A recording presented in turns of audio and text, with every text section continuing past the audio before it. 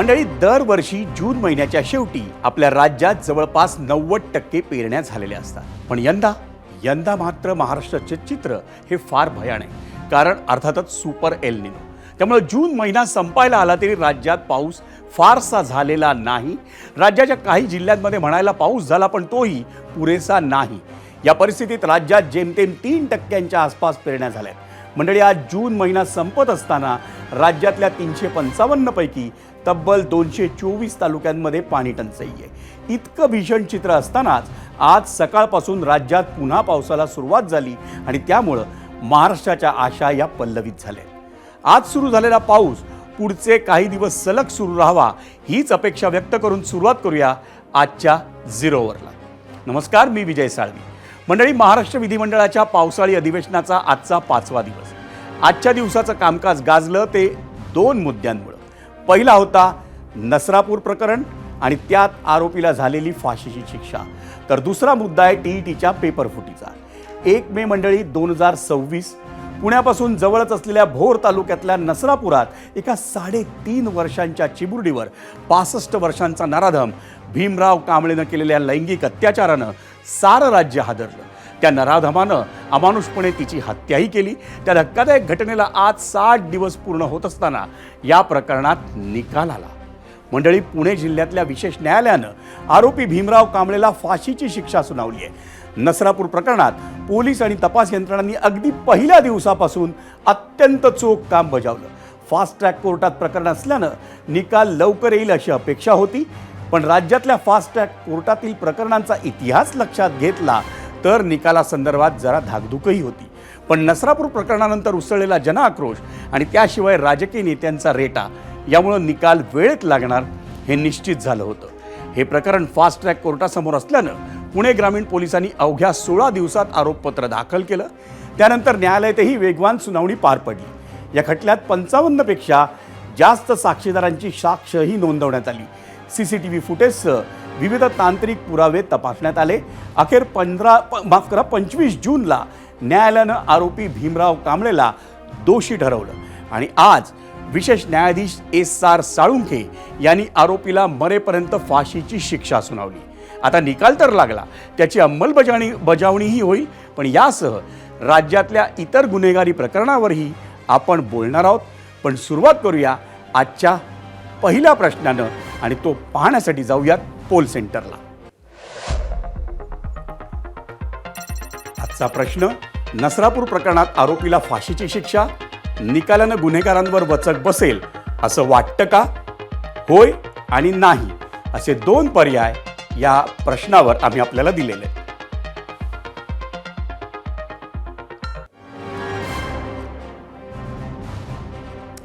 मुख्यमंत्री देवेंद्र फडणवीस यांनी नसरापूर प्रकरणात 60 दिवसांमध्ये आलेल्या निकालाचं स्वागत केलं. त्यामुळे गुन्हेगारांच्या मनात कायद्याचा धाक बसू शकेल अशी प्रतिक्रिया जनमानसातही उमटली आहे. पाहूयात या प्रकरणात मुख्यमंत्र्यांनी नेमकी काय प्रतिक्रिया दिली. या प्रकरणामध्ये न्यायमूर्ती SR साळुंखे यांचे मी विशेष आभार मानतो की त्यांनी आपल्या सुट्ट्या देखील रद्द केल्या आणि कंटिन्युअस सुनावणी या विषयाची घेतली. खरं म्हणजे अशा प्रकारच्या नराधमांवर आपल्याला जर कारवाई करायची असेल आणि त्याचा जरब बसवायचा असेल तर वेळेत न्याय मिळणं हे अत्यंत गरजेचं आहे. आणि निश्चितपणे मला असं वाटतं की या संदर्भात न्यायालयाने स्वतः एक नवीन उदाहरण हे आपल्या पुढे मांडलेलं आहे. मुख्यमंत्री देवेंद्र फडणवीस काय म्हणाले आपणही ऐकलं. फडणवीसांनी ही बाब निदर्शनास आणून दिली की 60 दिवसांमध्ये एखाद्या गंभीर प्रकरणाचाही निकाल लागू शकतो आणि त्यामुळं गुन्हेगारांवर वचक बसू शकतो. मंडळी, हा वचक किती महत्त्वाचा आहे ते जाणून घेण्यासाठी आता काही आकडेवारी आम्ही आपल्याला सांगणार आहोत. पॉक्सो गुन्ह्यांतर्गत गेल्या 2 वर्षात 76,409 खटले दाखल झालेत. त्यापैकी 41,000हून अधिक पॉक्सोचे खटले हे प्रलंबित असल्याचं याआधीच माहितीच्या अधिकारात समोर आले. नसरापूरसारख्या प्रकरणांचा तातडीनं निपटारा होण्यासाठी फास्ट ट्रॅक न्यायालय स्थापन करण्यात आली. त्यातील प्रलंबित खटल्यांचा आकडा मोठा असताना राज्यातील या फास्ट ट्रॅक न्यायालयांची नेमकी स्थिती काय आहे हे आपण पाहूया ग्राफिक्सच्या माध्यमातून. त्यासाठी जाऊयात मीडिया सेंटरला. राज्यातील फास्ट ट्रॅक न्यायालयांची स्थिती एकूण कार्यरत न्यायालय 100 आहेत. मागील वर्षी नव्यानं स्थापन झालेली न्यायालय 25 आहेत. प्रस्तावित न्यायालय 138 आहेत. प्रमुख फास्ट ट्रॅक न्यायालय कुठं कुठे आहेत तर मुंबई, पुणे, ठाणे, नाशिक, कोल्हापूर आणि नागपूर. फास्ट ट्रॅक न्यायालयांचा उद्देश पॉक्सो प्रकरणांचा जलद निपटारा. निधी स्रोत निर्भया निधी. सर्व न्यायालय मुंबई उच्च न्यायालयाच्या देखरेखीखाली कार्यरत असतात.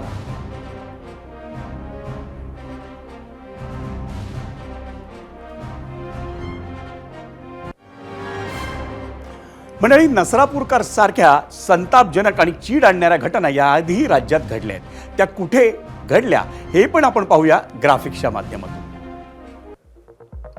शिक्षा सुनावली पण फाशी प्रलंबित आहे. लखनवाडी अमरावतीमधलं प्रकरण आहे. 2006 सालचं. 7 वर्षांच्या मुलीवर वारंवार बलात्कार आणि तिची हत्या करण्यात आली होती. या प्रकरणात शंकर खाडे आणि त्याची पत्नी माला खाडेला फाशीची शिक्षा सुनावण्यात आली. सर्वोच्च न्यायालयात शंकर खाडेची फाशीची शिक्षा ही जन्मठेपेत परावर्तित झाली. इंदिरानगर जालना प्रकरण 2012चं 2 वर्षांच्या चिमुकलीवर बलात्कार करून तिची हत्या करण्यात आली. रवी घुमारेला फाशीची शिक्षा सुनावण्यात आली. राष्ट्रपती द्रौपदी मुर्मू यांनी डिसेंबर 2025 मध्ये त्याची दयेची याचिका फेटाळली. लोणी मावळा अहिल्यानगरचं प्रकरण 2014चं. शाळकरी मुलीवर तिघांचा सामूहिक बलात्कार आणि त्यानंतर तिची हत्या. संतोष लोणकर, मंगेश लोणकर आणि दत्तात्रय शिंदेला फाशीची शिक्षा सुनावण्यात आली. कोपर्डी अहिल्यानगर प्रकरण 2016चं. शाळकरी मुलीवर बलात्कार आणि तिची हत्या. जितेंद्र शिंदे, संतोष भवाळ आणि नितीन भैलुमेला फाशीची शिक्षा सुनावण्यात आली. जितेंद्र शिंदेची येरवडा कारागृहात आत्महत्या त्यानं केली. 2.5 वर्षांच्या मुलीवर बलात्कार हे प्रकरण आहे. वेल्हेमधलं पुण्यातलं प्रकरण 2022चं. संजय काटकरला फाशीची शिक्षा सुनावण्यात आली.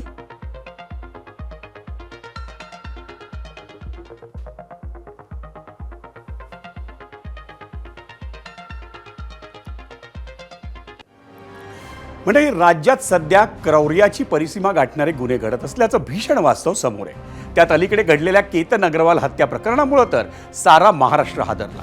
केतनशी ठरलेलं लग्न मोडणं शक्य नसल्यानं त्याची भावी पत्नी सिया गोयलनं आपला प्रियकर चेतन चौधरीच्या साथीनं त्याला लोहगडावरून दरीत ढकलून त्याची हत्या केल्याचा आरोप आहे. या प्रकरणाचा शिताफीनं तपास करत पोलिसांनी सिया आणि चेतनला मागच्याच आठवड्यात अटक केली.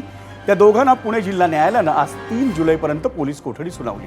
या प्रकरणात कट रचल्याचं तर निष्पन्न झालंय, पण आता गुन्हा कसा करायचा, कुठं बसून कट शिजवला याबाबतचं रिक्रिएशन पोलिसांना सिया आणि चेतन या दोघांनाही घेऊन करायचंय. केतनचा फाडून फेकून दिलेला पासपोर्ट शोधायचा आहे. या कटात आणखी कोणी सहभागी आहे का ते शोधायचंय. चेतनचे कपडे जप्त करायचे आहेत. यासाठी सरकारी वकिलांनी आरोपींची पोलीस कोठडी मागितली होती. ही मागणी न्यायालयानं तर मान्य केली आहे, पण आता हा तपास करायचा आहे. तर 7 दिवस काय केलं असं सिया आणि चेतनच्या वकिलांचं म्हणणं आहे. आज पोलिसांनी सियाची आणि त्याच्यासह आरोपीची 7 दिवसाची वाढीव कोठडी मागण्याचा अर्ज केलेला होता. दोन्ही बाजूंचा युक्तिवाद ऐकून मेहरबान कोर्टाने सदरची कोठडी ही 3 जुलैपर्यंत वाढवलेली आहे. विरोध आजपर्यंत सियानी पोलीस कोठडीमध्ये असताना तिला पूर्णपणे पोलिसांना सहकार्य केलेलं आहे याबद्दलचा आमचा युक्तिवाद होता. इथून पुढेही जेव्हा जेव्हा आवश्यकता भासेल तेव्हा ती पोलिसांना पूर्णपणे सहकार्य करायला तयार आहे. की रिक्रिएशन किंवा रिकन्स्ट्रक्शनचा जो एव्हिडन्स आहे हा व्हॅलिड एव्हिडन्स म्हणून भारतीय कोर्टांमध्ये मान्यता त्याला दिलेली नाही आहे. त्याला ते कन्फेशन, आरोपीचं पोलीस कोठडीमध्ये असतानाचं कन्फेशन म्हणून मानलं जातं. त्यामुळे त्या इल्लिगल ग्राउंडसाठी पोलीस कोठडी वाढू नये हा आमचा युक्तिवाद होता. 2 लोक एका ठिकाणी भेटली, एकमेकांशी बोलली म्हणजे कॉन्स्पिरसीच्याच बाबतीत ते बोलत होते असं इन्फरन्स काढण्याची मुभा आपला कायदा देत नाही आपल्याला. ते दोघं दिसत आहेत, ते कॅमेऱ्यामध्ये त्या एका कॅफेमधल्या त्यांनी फुटेज जप्त केलेलं आहे. तर त्याचा अर्थ काय, असं कॉन्स्पिरसी झाली असं काढता येणं हे म्हणजे चुकीचं आहे. चेतनची खूप चौकशी करायची हा प्रश्न नाही साहेब. 7 दिवसाची पोलीस कस्टडी ऑलरेडी दिली गेलेली आहे. 7 दिवसानंतर अजून 7 दिवसाची मागणी करण्यात आली होती पोलीस कस्टडीची. ती आम्ही आर्ग्युमेंट केलं की दोनच कारणं दिली आहेत. एक कुठलं तरी एक क्लोदिंगचं आयटम रिकवर करायचं आहे आणि दुसरं त्यांचा गेट अनालिसिस करायचा. खूप चौकशी करायची असं काही हे नव्हतं आणि त्या दोन गोष्टी MCR मध्ये होऊ शकतात असं आमचं आर्ग्युमेंट होतं. पण कोर्टाने ते मान्य न करता 4 दिवसाची पोलीस कस्टडी वाढवून दिलेली. मंडळी, पहिलं पाहिलं ते होतं नसरापूरचं प्रकरण, त्यानंतर पुणे आणि त्यानंतर पुण्याचं मंडळी होती, पण लोणावळ्यात ती हत्या झाली होती. अशी 2 प्रकरणं आपण पाहिली आणि असंच एक गुन्हेगारी स्वरूपाचं मुंबईतल्या प्रकरणावर आपण एक नजर टाकूया. पत्नी सोडून गेली आणि त्यामुळं त्या रागातून साऱ्या समाजालाच मृत्यूच्या दाढेत ढकलण्याचा प्रयत्न मोहरमच्या यात्रेत उघड झाला आहे. या प्रकरणात गस्तीवरच्या पोलिसांनी दाखवलेली समजसूचकता महत्त्वाची ठरली आणि त्यामुळं हजारो निष्पापांचा जीव हा वाचला. मंडळी, हे प्रकरण काय? मुंबईतील भायखळा भागातील फैयाज निसार हुसेन प्रेमजी आणि त्याचा भाऊ या दोघांनाही त्यांच्या पत्नीनं सोडून दिले. त्यामागे आपल्या समाजातील लोकांचा मोठा हात असल्याचा त्या दोघांनी तर समज करून घेतला होता आणि त्याच समजातून त्यांनी साऱ्या समाजाला धडा शिकवण्यासाठी एक राक्षसी कट रचला. मोहरमच्या निमित्तानं मुंबईतल्या भायखळा, डोंगरी, आगरीपाडा, नागपाडा, मोहम्मद अली रोड परिसरात मोठ्या प्रमाणावर जुलूस निघतात आणि या जुलूसमध्ये मुस्लिम बांधव हे प्रथेप्रमाणे स्वतःला मारून घेतात. यावेळी त्यांच्या शरीरावर होणाऱ्या जखमांची संधी फैयाज न साधली. त्या जखमांचं दुखणं लवकर दूर करण्याच्या गोळ्यांच्या नावाखाली फैयाजनं उंदरांना मारण्यासाठी वापरल्या जाणाऱ्या झिंक फॉस्फाईड औषधाच्या कॅप्सूल तयार केल्या. त्या कॅप्सूलच्या गोळ्या फैयाजनं जुलूसमध्ये वाटायला सुरुवात केली. गस्तीवरच्या पोलिसांना त्याचा संशय आला.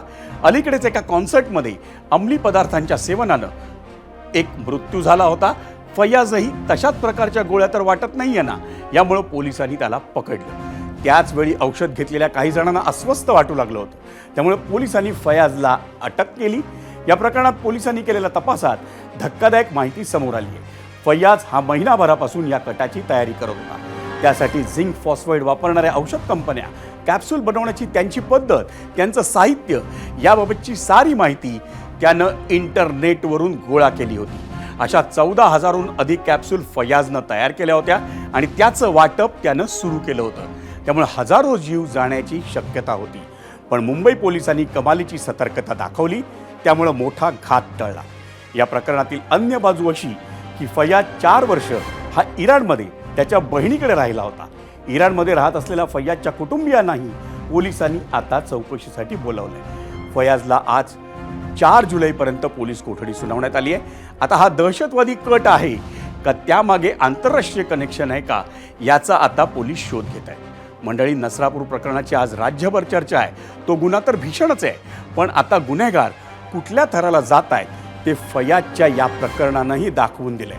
अशा गुन्ह्यांपासून सर्वांनीच सावध राहण्याची गरज आहे. पाहूयात फैयाजनं वाटलेली गोळी खाल्लेल्या एका रुग्णानं या प्रकरणात नेमकं काय सांगितलं.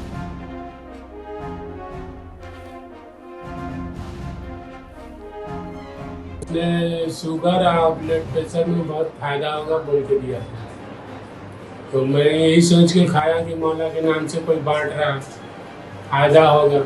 अभी वो हम लोग के साथ साजिश कर रहा है ये तो नहीं पता. दूसरे दिन मेरे पास शुगर की दवाई पर्सनल जो मैं खाता हूँ वो ख़त्म हो गई थी, तो मैं इसको खा लिया. तो हमको खाने के बाद इसमें उल्टी हुई, जुलाब हुआ, बदन पूरा भारी हो गया, सर में दर्द हुआ, तो बहुत तकलीफ हो रही थी. तर हे मंडळी होतं मुंबईतल्या भायखळ्याचं प्रकरण. मोहरम निमित्त निघालेल्या जुलूसमध्ये लोकांना मारण्याच्या दृष्टीनं झिंक फॉस्फाईडच्या कॅप्सूल वाटण्याचा हा प्रकार होता. तो उघडकीस आला, हे सुदैवच म्हणावं लागेल. याआधी आपण आणखी एक आढावा घेतला होता, तो होता पुण्यातल्या प्रकरणाचा. पण त्याआधी आपण आजचं सगळ्यात मोठं प्रकरण पाहिलं, ज्या प्रकरणात आज फाशीची शिक्षा सुनावण्यात आली आहे आरोपीला भीमराव कांबळेला.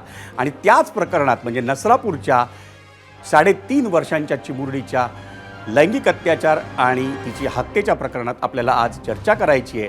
ती निवृत्त सहाय्यक पोलीस आयुक्त भानुप्रताप बर्गे आणि कायदेतज्ञ अनिकेत कदम या दोघांची. त्यासाठी आपण जाऊयात केस सेंटरला.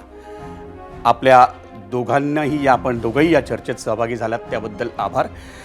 मला खरं तर पहिला प्रश्न बर्गेसाहेब आपल्याला विचारायचा आहे. आज हे प्रकरण पोलिसांनी अगदी 16 दिवसात या प्रकरणात आरोपपत्र दाखल केलं. त्यानंतर फास्ट ट्रॅक कोर्टात हे प्रकरण गेलं आणि त्यामुळं 60 दिवसात निकाल लागला या प्रकरणाचा.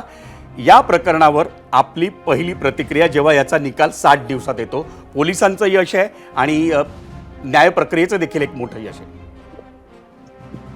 खरं तर मला या ठिकाणी एक नम्रपणे सांगू इच्छितो की कुठल्याही पोलीस अधिकाऱ्याच्या आयुष्यामध्ये ज्यावेळेस तो कुठल्याही गुन्ह्याचा तपास करत असतो त्यावेळेस आरोपीला शिक्षा होणं त्यांनी केलेल्या तपासाच्या आधारे ह्याच्यामध्ये जे समाधान त्याला मिळतं ते चकमकीमध्ये कितीही मोठा तुम्ही त्या ठिकाणी गुंड मारला तरी ते समाधान तुम्हाला त्या ठिकाणी प्राप्त होऊ शकत नाही. असं समाधान ह्या अधिकाऱ्यांना सर्वांना नक्कीच मिळालेलं असेल. या ठिकाणी एक आपल्याला नक्की लक्षात घेण्यासारखी गोष्ट अशी आहे की उत्तम नेतृत्व, कोऑर्डिनेशन, कठोर परिश्रम आणि त्याचबरोबर न्यायालयाची साथ, सरकारी वकिलांची साथ, आरोपीच्या वकिलाची एक म्हणजे कुठलीही आडकाठी न आणण्याचं धोरण, अशा पद्धतीने हा खटला चालवला गेला आणि ह्या खटल्यामध्ये आपण बघतो की 3 वेळा त्याला फाशीची शिक्षा सुनावण्यात आलेली आहे. या ठिकाणी दुसरी सुद्धा आपल्याला एक गोष्ट लक्षात घेण्यासारखी अशी आहे की या केसमध्ये किंवा या गुन्ह्यामध्ये कुठल्याही प्रकारचा त्या ठिकाणी हस्तक्षेप झालेला नाही. त्यामध्ये पूर्ण कायदेशीर प्रक्रिया राबवण्यात आलेली आहे. लोकांनी सुरुवातीला त्यांचा संयम थोडा त्या ठिकाणी राहिलेला नव्हता, त्यामध्ये मोर्चे काढले, त्यामध्ये त्यांनी निदर्शने केली, परंतु त्याचा सुद्धा नंतर त्यांना सुद्धा समजून आलं की पोलिसांना त्यांचा वेळ देणं आवश्यक आहे आणि कुठल्याही गुन्ह्यामध्ये तपासामध्ये किंवा त्याच्या चौकशीमध्ये ज्या वेळेस लोकांना त्या फक्त गुन्ह्यावरतीच पोलिसांना लक्ष केंद्रित करता येऊ शकतं, अशा वेळेस मला वाटतं की नक्की त्याचं फळ जे आहे ते आज ह्या नसरापूरच्या घटनेमध्ये आपल्याला जे मिळालेलं आहे अशा पद्धतीचं त्या ठिकाणी आपल्याला नक्की निकाल त्या ठिकाणी प्रत्येक केसमध्ये मिळू शकतो. या ठिकाणी सर्व त्या पोलीस बरके साहेब, मला याच मुद्द्यावर अनिकेत निकमांना प्रश्न विचारायचा आहे. अनिकेतजी, ज्यावेळी आपण बघतो की 60 दिवसात फास्ट ट्रॅकमध्ये एक घटना तर खूप भयंकर आहे, महाराष्ट्रात अशी घटना पुन्हा होऊ नये, पण या घटनेचा निकाल 60 दिवसात आल्यामुळे याच्यामुळे गुन्हेगारांवर वचक बसेल असं आपल्याला वाटतं का? आणि या घटनेनंतर आज जो कोर्टाने दिलेला निकाल आहे त्यानंतर अशा गुन्ह्यांमध्ये ज्यांना खूप त्रास सहन करावा लागला आहे, त्यात सगळ्यांच्याच वेगवेगळ्या गुन्ह्यांमध्ये अपेक्षा वाढल्या आहेत की अशा पद्धतीने जर निकाल मिळाला तर त्यांनाही न्याय मिळू शकेल.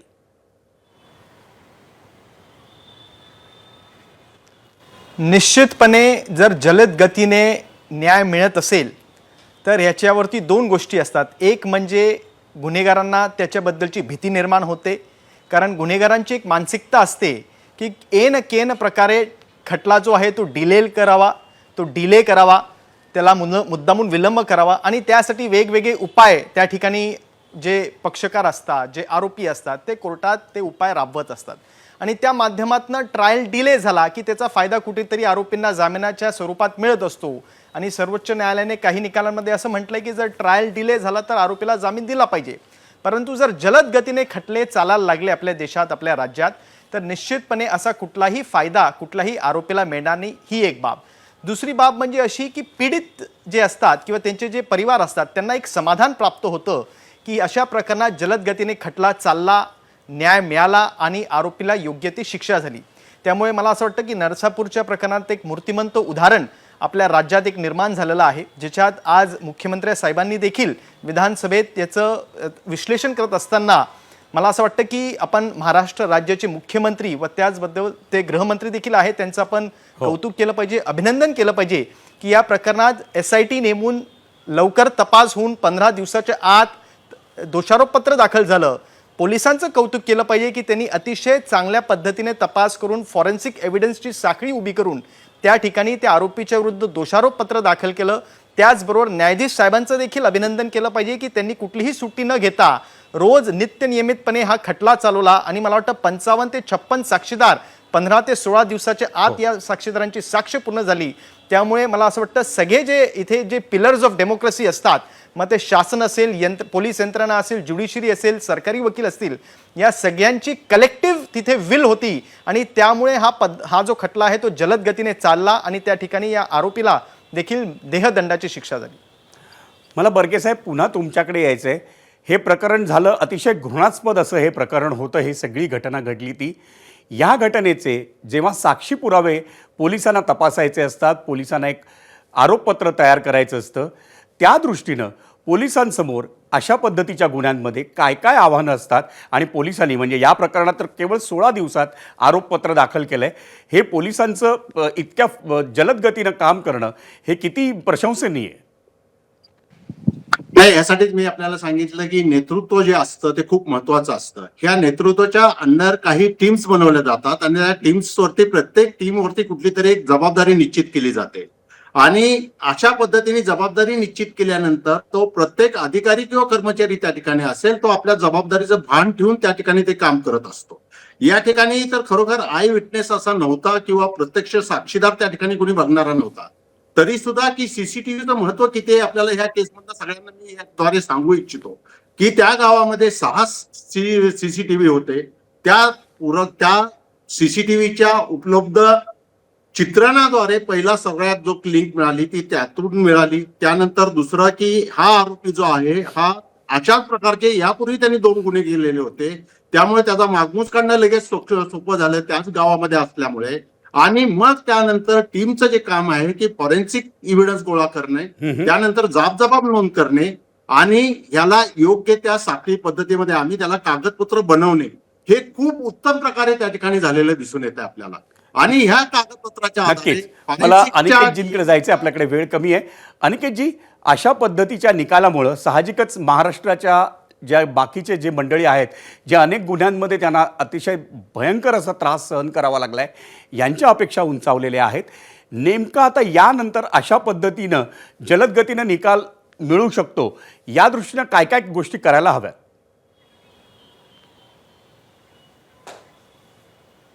मला असं वाटतं की ती गुन्ह्याची व्याप्ती बघत न्यायालय देखील ठरवत असतं की एखादं प्रकरण कसं चालवावं. आणि आपल्याकडे दुर्दैवाने प्रकरणांची पेंडन्सी एवढ्या मोठ्या प्रमाणात आहे आणि त्या तुलनेत न्यायाधीशांची संख्या कमी आहे, त्यामुळे त्यांच्यावर देखील वर्कलोड खूप आहे. परंतु जे असे अतिशय दुर्मिळातले दुर्मिळ प्रकरण असतात ज्याच्यात अतिशय क्रूरतेची परिसीमा गाठलेली आहे, अशा प्रकरणांना मला असं वाटतं न्यायालय स्वतः देखील त्यांना प्राथमिकता देतं आणि त्यामुळे असे प्रकरणं फास्ट ट्रॅक कोर्टवर चालून आज आपण जे नरसापूरच्या प्रकरणात बघत आहोत अशा स्वरूपाचे प्रकरण लवकरात लवकर संपवता येतात हे देखील आज आपल्याला लक्षात आलेलं आहे.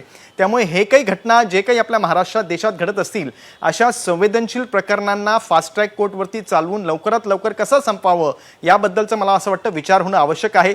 त्याचबरोबर इन्फ्रास्ट्रक्चर ही एक खूप मोठा विषय आहे, कारण न्यायालयाला कामकाज करण्यासाठी त्याच्या स्वरूपाचं इन्फ्रास्ट्रक्चर लागतं, न्यायाधीशांची संख्या लागते आणि याबद्दल देखील मला असं वाटतं सर्वोच्च न्यायालय देखील हा प्रश्न त्यांच्यापुढे देखील विचाराधीन आहे. त्यामुळे येणाऱ्या काळात आज नरसापूरच्या प्रकरणातला जो निकाल आपल्याला मिळालेला आहे किंवा जो निकाल न्यायाधीश साहेबांनी दिलेला आहे असं मला वाटतं की एक आमूलाग्र बदल आपल्या व्यवस्थेत देखील निश्चितच घडेल. धन्यवाद. आपण दोघंही, भानुप्रताप बर्गे साहेब असतील किंवा अनिकेत निकम असतील, हे दोघंही आजच्या या चर्चेत सहभागी झाले त्याबद्दल आपल्या दोघांचे आभार. आणि मंडळी, आता वेळ झाली आहे आपण विचारलेल्या पहिल्या प्रश्नावर प्रेक्षकांनी दिलेला कौल पाहण्याची. आजचा प्रश्न होता, नसरापुरात प्रकरणात आरोपीला फाशीची शिक्षा निकालानं गुन्हेगारांवर वचक बसेल असं वाटतं का?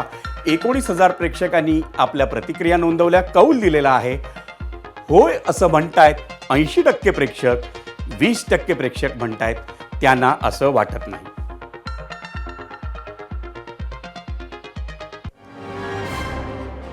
आणि मंडळी, आता वेळ झाली आहे नसरापूर प्रकरणावर आमची संपादकीय भूमिका पाहण्याची आणि त्यासाठी जाऊयात आमचे कार्यकारी संपादक Sarita Kaushik. Over to you Sarita. धन्यवाद विजय. नसरापूर प्रकरणात जसा जलद गतीनं तपास झाला तसाच तपास सगळ्या अशा केसेसमध्ये झाला तर आम्हाला आनंदच होईल असं निरीक्षण जरी कोर्टानं केलं असलं तरी हे शक्य नाही हे पण त्यांनी मान्य केलंय. त्यात अनेक वेळा अशा केसेसमध्ये असा तपास होतो ज्यामुळे गुन्हेगार सुटतात किंवा त्यांना कठोर सजा होतच नाही. त्यामुळे आज नसरापूरच्या ह्या लहानशा मुलीचा अतिशय क्रूरतेनं केलेला बलात्कार आणि हत्येला राज्य शासनानं ज्या गांभीर्यानं घेतलं त्याच तत्परतेनं पोलीस यंत्रणेनं तपाससुद्धा केला आणि न्यायव्यवस्थेनंही निकाल खऱ्या अर्थानं फास्ट ट्रॅक शब्दाला सार्थक करत दिला. त्यामुळे ह्या राज्याचे संवेदनशील नागरिक म्हणून ह्या सगळ्यांचे आभारच मानले पाहिजे. कायद्याबाबत म्हटलं जातं की justice delayed is justice denied. Nasrapur प्रकरणात नराधमाला फाशी सुनावली तर आहे, पण अनेक वेळा असं होतं की खालच्या कोर्टांमध्ये कडक शिक्षा होते, पण वरच्या कोर्टांमध्ये केस जेव्हा अपीलमध्ये जाते तेव्हा ती शिक्षा कमी केल्या जाते. जर हा निकाल अपीलमध्ये गेला तर तिथेही ही केस एवढीच जलद निकालात काढल्या गेली तर या प्रकरणात न्याय होण्याच्या उंबरठ्यावर आपण पोहोचलो असं मानायला हवं.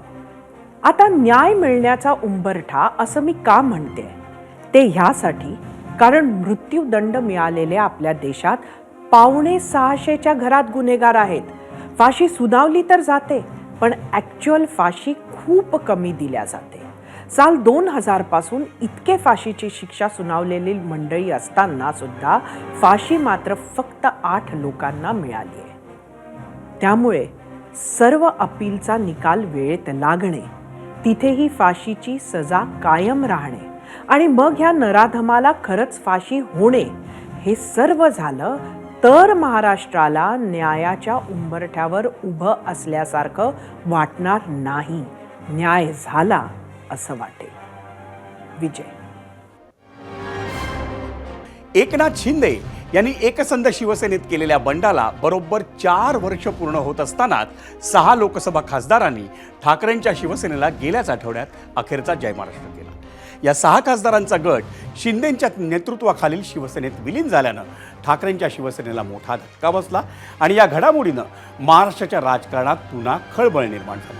त्यामुळे निश्चितच दुखावलेल्या आणि संतापलेल्याही उद्धव ठाकरेंनी 6 फुटीर लोकसभा खासदारांच्या मतदारसंघांचा दौरा करून तिथल्या शिवसैनिकांशी अगदी थेट संवाद साधला आणि तिथल्या मतदारांची चक्क माफीही मागितली. उद्धव ठाकरे यांनी फुटीर खासदारांच्या मतदारसंघांमधल्या आपल्या भेटीची सुरुवात ही खासदार संजय दिना पाटील यांच्या ईशान्य मुंबई मतदारसंघातून केली होती आणि त्यानंतर शुक्रवारी रात्री ते नागपूर मार्गे यवतमाळला रवाना झाले. त्यावेळी आमदार आदित्य ठाकरे, खासदार संजय राऊत, खासदार अरविंद सावंत आणि खासदार अनिल देसाई यांच्यासह आणखी काही नेते मंडळी त्यांच्यासोबत होती. उद्धव ठाकरेंनी खासदार संजय देशमुख यांच्या यवतमाळ वाशिम मतदारसंघापासून 6 फुटीर खासदारांविरोधात रान उठवायला सुरुवात केली.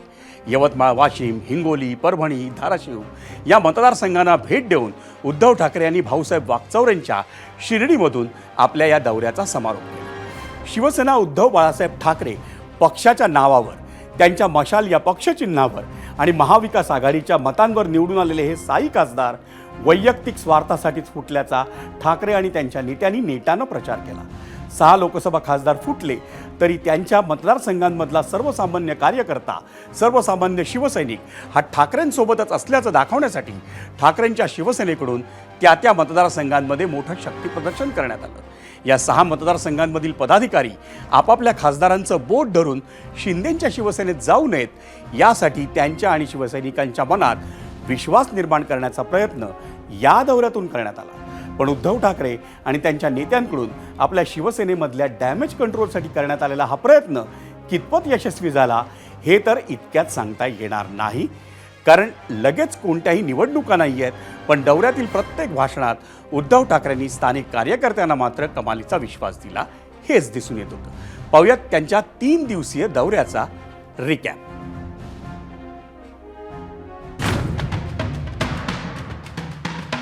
गायकांच्या नसामध्ये गद्दारी भरलेली असते, रक्तामध्ये गद्दारी भरलेली असते. त्याचं हे मूर्तिमंत उदाहरण म्हणजे खाऊसाहेब वागचौरे.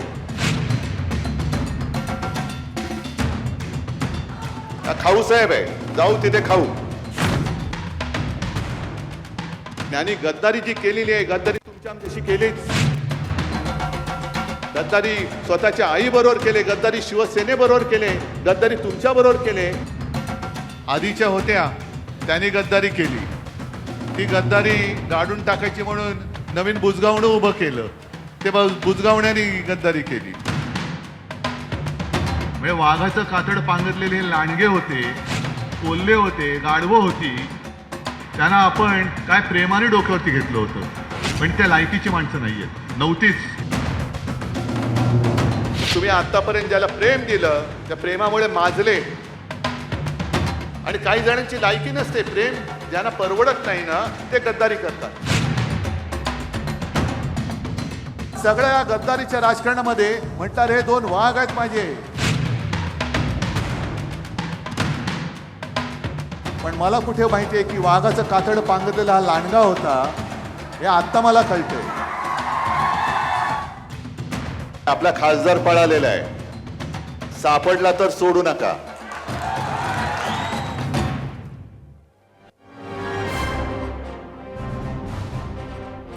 मंडळी, तुम्हीच ऐकलं. एकंदरीत उद्धव ठाकरेंनी आपल्या ठाकरे शैलीत बंडखोरांचा समाचार घेतला. त्यांच्या या दौऱ्यात आणखी एक महत्त्वाची गोष्ट घडली आणि ती गोष्ट कोणती ते आपण पाहणार आहोत. पण त्याआधी पाहूयात आजचा दुसरा प्रश्न आणि तो पाहण्यासाठी जाऊयात पोल सेंटरला. आजचा प्रश्न, उद्धव ठाकरेंचा 6 बंडखोर खासदारांच्या मतदारसंघात दौरा, काय काय परिणाम होतील असं आपल्याला वाटतं? ठाकरेंना सहानुभूती मिळेल, कार्यकर्त्यांचा विश्वास वाढेल, फायदा होणार नाही, हे 3 पर्याय आम्ही आपल्याला दिलेले आहेत. उद्धव ठाकरे यांनी विदर्भ आणि मराठवाड्याच्या आपल्या दौऱ्यात 6 गोष्टींवर प्रामुख्यानं भर दिल्याचं पाहायला मिळालं. या दौऱ्यात 6ही फुटीर खासदारांच्या मतदारसंघात त्यांचा पहिला प्रयत्न होता हा डॅमेज कंट्रोलचा. उद्धव ठाकरे आणि त्यांच्यासोबतच्या नेत्यांनी हा प्रयत्न अगदी पूर्ण ताकदीनिशी केला. त्याचवेळी 6 फुटीर खासदारांनी आपल्या निर्णयामागची दिलेली कारणं ही निखालस खोटी असल्याचं मतदारांना पटवून देण्याचाही प्रयत्न उद्धव ठाकरेंनी केला. प्रत्यक्षात या खासदारांनी केवळ स्वार्थापोटीच पक्षांतर केलं असून त्यांच्या विरोधात पुढची 3 वर्ष लढण्याचं बळ शिवसैनिकांना देण्याचा उद्धव ठाकरेंचा प्रयत्न दौऱ्यामध्ये दिसून आला. वास्तविक या 2 मुद्द्यांचा आढावा आपण आधीच घेतला, पण खासदार फुटल्यानंतरही आपली संघटना मजबूत ठेवण्यासाठी उद्धव ठाकरेंनी स्थानिक आमदारांवर ती जबाबदारी सोपवली आहे. परभणीत खासदार संजय जाधव फुटल्यानंतर आमदार राहुल पाटील यांना, तर धाराशिवमध्ये खासदार ओमराजे निंबाळकर फुटल्यानंतर आमदार कैलास पाटील यांना अधिक ताकद देऊन शिवसैनिकांना संघटित ठेवण्याच्या सूचना यात देण्यात आल्या. खरं तर खासदारांच्या बंडानंतर ठाकरेंच्या शिवसेनेचे आमदार फोडण्यासाठी ऑपरेशन 3.0 ची चर्चा सुरू झाली आहे. त्याच आमदारांच्या हाती नव्या नेतृत्वाची धुरा देऊन उद्धव ठाकरेंनी त्यांच्यावर विश्वास टाकलाय. ठाकरेंच्या शिवसेनेत झालेलं बंड हे ऑपरेशन टायगर 2.0 नसून ऑपरेशन देवेंद्र फडणवीस असल्याचं भाष्य करताना त्यांनी काहीशी राजकीय कूटनीती वापरली. भाजपमध्ये सध्या गटबाजी सुरू असल्याचा आरोप करून केंद्रीय गृहमंत्री अमित शाह यांना भविष्यात पंतप्रधान व्हायचं असल्याचा दावा उद्धव ठाकरेंनी केला. त्यासाठी फडणवीसांना बॅकफूटवर टाकण्यासाठी शहानीच आपले 6 खासदार भाजपमध्ये येऊ न देता शिंदेंच्या शिवसेनेत पाठवले असाही आरोप उद्धव ठाकरेंनी केला. अयोध्येच्या राम मंदिरात झालेल्या दान चोरीच्या पार्श्वभूमीवर त्यांनी भाजपवर टीकेचे बाणही सोडले. आपल्या सगळ्या मेळाव्यांमध्ये उद्धव ठाकरेंनी पुन्हा हिंदुत्वाचा मुद्दा काढून राम मंदिरातल्या दान चोरी प्रकरणात भाजपवर हल्लाबोल केला.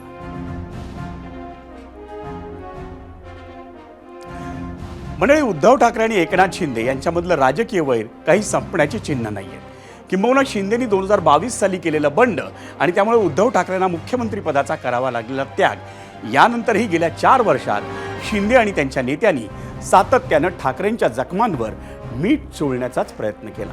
मग शिंदेंच्याच प्रेरणेनं ठाकरेंच्या शिवसेनेत 4 वर्षांनी पुन्हा फूट पडली. 6 लोकसभा खासदारांनी ठाकरेंना अखेरचा जय महाराष्ट्र करून शिंदेंच्या शिवसेनेत प्रवेश केला.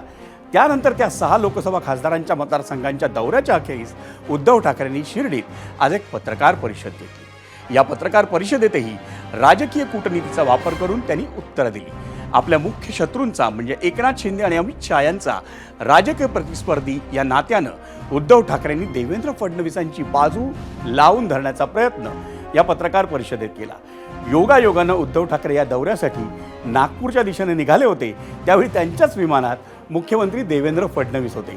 त्यामुळे त्या दोघांमध्ये मेतकूट जमलंय का अशी चर्चा राजकीय वर्तुळात सुरू झाली होती आणि त्या चर्चेलाच फोडणी घालण्याचं काम आज उद्धव ठाकरेंकडून करण्यात आलं का असा प्रश्न नक्की पडावा. याच पद्धतीची उत्तरं त्यांनी आपल्या पत्रकार परिषदेत दिली.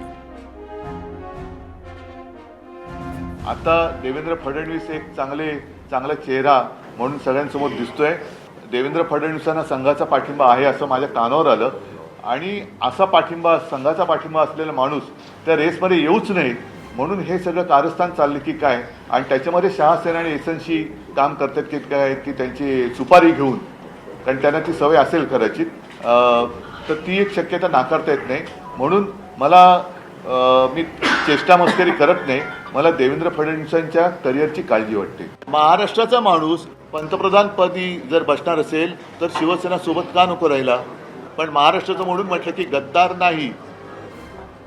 दोन कोपऱ्यात झाल्यामुळे मधल्यामध्ये सगळेजण जो गोंधळ घालतायत तो त्यांच्या लक्षात येत नाहीये.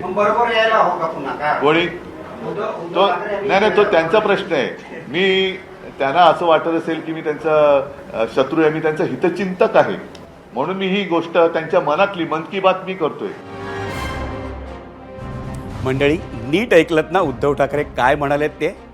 उद्धव ठाकरे जे म्हणाले ना, त्यामुळे तुमच्या मनात जे प्रश्न निर्माण झाले ते आमच्याही मनात आहेत. मंडळी, 0 ओव्हरमध्ये आम्ही आपल्याला 2 प्रश्न विचारतो.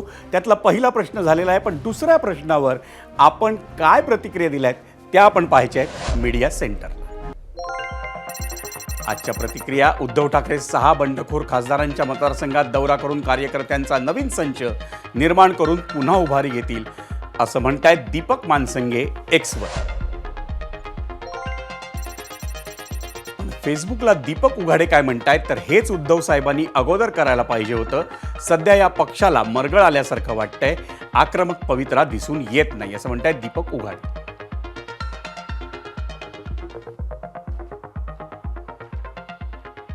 आणि याच प्रश्नावर तुम्ही प्रेक्षकांनी काय कौल दिलाय तो पाहूया पोल सेंटरला. आजचा प्रश्न: उद्धव ठाकरेंचा 6 बंडखोर खासदारांच्या मतदारसंघात दौरा, काय काय परिणाम होतील असं वाटतं? 72,000 प्रेक्षकांनी आपला कौल दिलाय. ठाकरेंना सहानुभूती असं म्हणतायत 52% प्रेक्षक. 30% प्रेक्षक म्हणतायत कार्यकर्त्यांचा विश्वास वाढेल आणि 18% प्रेक्षक म्हणतायत फायदा होणार नाही.